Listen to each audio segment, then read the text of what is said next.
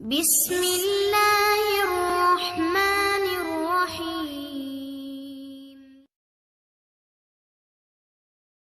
اور ایک ڈاکٹر ارشاد صاحب نے آپ کے سامنے پہلے یہ بات رکھی تھی، لیکن ہم نے سنی، ہمیں سمجھ نہ آئی۔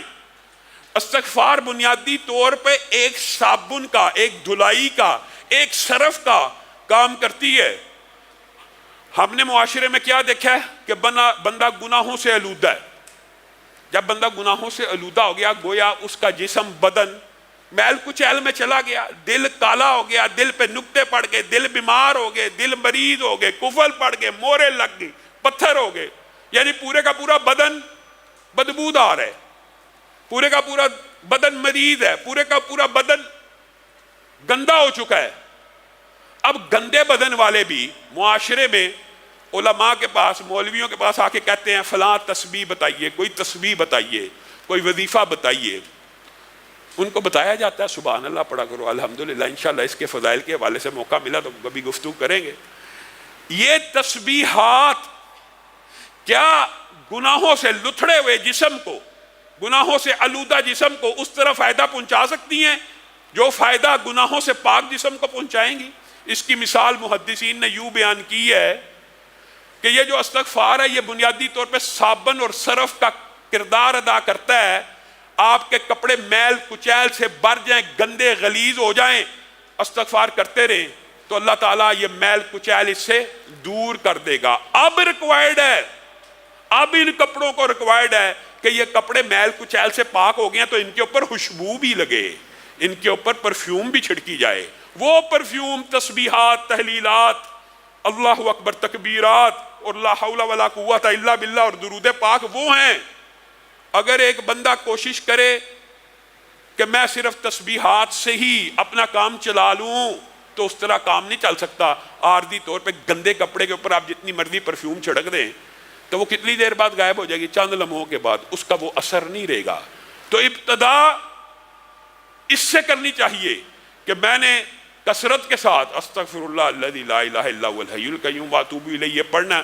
اگر رسول اچھا یہ پڑھنے میں نا ٹائم بھی کوئی نہیں لگتا۔ آپ میں سے جس بندے کو یہ تجربہ اور عادت ہو جائے نا، لیکن نیت ہونی چاہیے۔ نیت وہی بات، امید بھی اللہ سے اور سوال بھی اللہ سے۔ استغفر اللہ استغفر اللہ استغفر اللہ آپ پڑھنا شروع کریں، آپ 1 منٹ کے اندر ایک تسبیح پڑھ سکتے ہیں، پوری کی پوری 100 مرتبہ پڑھ سکتے ہیں 1 منٹ میں۔ جب کسی کو کہا جاتا ہے 10 مرتبہ پڑھ لیا کرو، یعنی 10 تسبیحات نکال لیا کرو، ان کو لگتا ہے یہ بڑا لمبا وظیفہ۔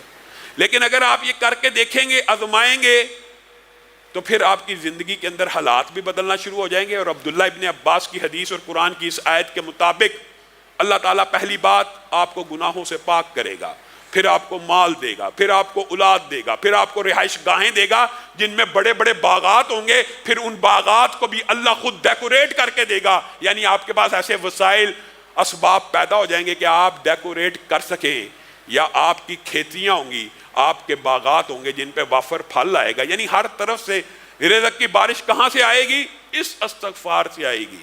اور سید الاستغفار ایک وظیفہ ایسا بھی اللہ رب العزت نے نبی کریم کے ذریعے ہمیں بتایا ہے کہ جو بندہ بھی 1 مرتبہ صبح، صرف 1 مرتبہ، 10 20 100 دفعہ، 1 مرتبہ شام کو پڑھ لے تو اللہ تعالیٰ نہ صرف اس کو گناہوں سے پاک کر دیتے ہیں بلکہ جنت الفردوس میں داخل کر دیتے ہیں۔ آپ اور میں یاد تو کرتے نہیں، سب جائیں بخاری شریف اٹھائیں، سید الاستغفار دیکھیں کیا کہاں لکھا ہے، پڑھیں۔ اللہم انت ربی لا الہ الا انت خلقتنی وانا عبدک وانا علی عہدک ووعدک ما استطعت اعوذ بک من شر ما صنعت ابوء لک بنعمتک علی وابوء لک بذنبی فاغفر لی فإنہ لا یغفر الذنوب الا انت۔ یہ یاد کرنا مشکل نہیں ہے۔ بعض روایات میں لفظ ابو لک بذنبی اور بعض میں ابو بذنبی، دونوں میں کوئی فرق نہیں ہے۔ 19-20 کے حرف کے فرق سے دونوں روایات موجود ہیں، آپ پڑھیں۔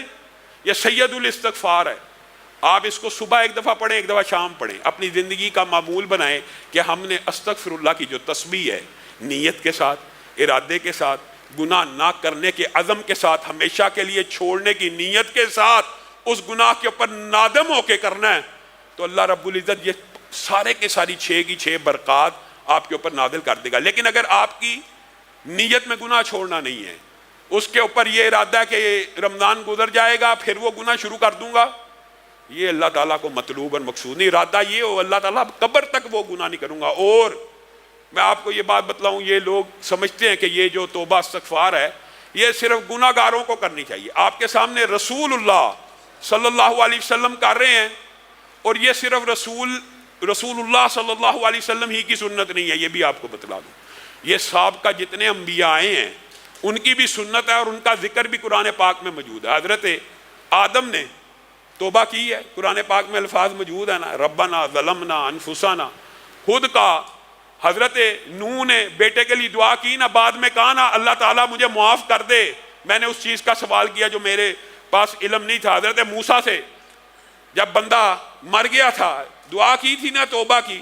یونس جب مچھلی کے پیٹ میں گئے دعا کی، توبہ کی، لا الہ الا انت سبحانک انی کنت من الظالمین۔ تو گویا انسان کو یہ نہیں سوچنا چاہیے کہ میرے گناہ کم ہیں، میرے گناہ زیادہ ہیں۔ ہر بندے کو توبہ کی ضرورت ہے۔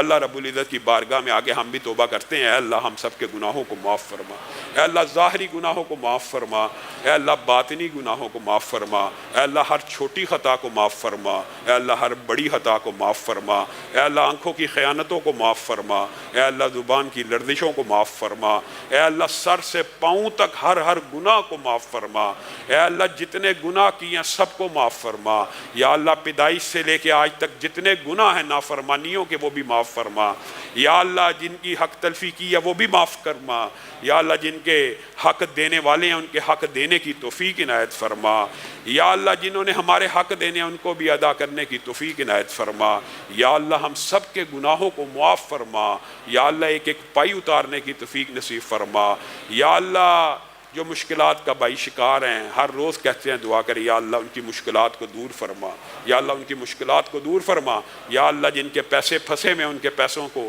یا اللہ ان کے پیسوں کو ادا کروا، یا اللہ ان کے پیسوں کو واپس لٹا، یا اللہ جتنے لوگ پریشان ہیں یا اللہ ان کی پریشانیوں کو دور فرما، یا اللہ ہم سب کو رزق حلال فراہ نصیب فرما، یا اللہ ہم سب کو رزق حلال فراہ نصیب فرما، یا اللہ آپ سے التجا ہے یہ استغفار کا درس پڑا، یا اللہ سر سے لے کے پاؤں کے ناخن تک جسم کے جتنے اعضاء نے جو گناہ کیے ہیں یا اللہ سارے ہی معاف فرما، یا اللہ اس نیت پہ توبہ کرتے ہیں آج کے بعد گناہ نہیں کریں گے، یا اللہ سارے ہی معاف فرما، یا اللہ اس نیت پہ توبہ کر رہے ہیں یا اللہ کے اقرار بھی کرتے ہیں یا اللہ اپنی جانوں پہ ظلم کر بیٹھے ہیں، یا اللہ جہالت سے ظلم کر بیٹھے ہیں، یا اللہ غفلت سے ظلم کر بیٹھے ہیں، یا اللہ شیطان لعین کے شر کا شکار ہو کے گناہ کر بیٹھے ہیں، یا اللہ معاف فرما، یا اللہ ہمارے جسموں کو گناہوں سے پاک فرما، یا اللہ چھوٹا بڑا ہر گناہ معاف فرما۔ سبحان ربک رب العزت عما یصفون وسلام علی المرسلین۔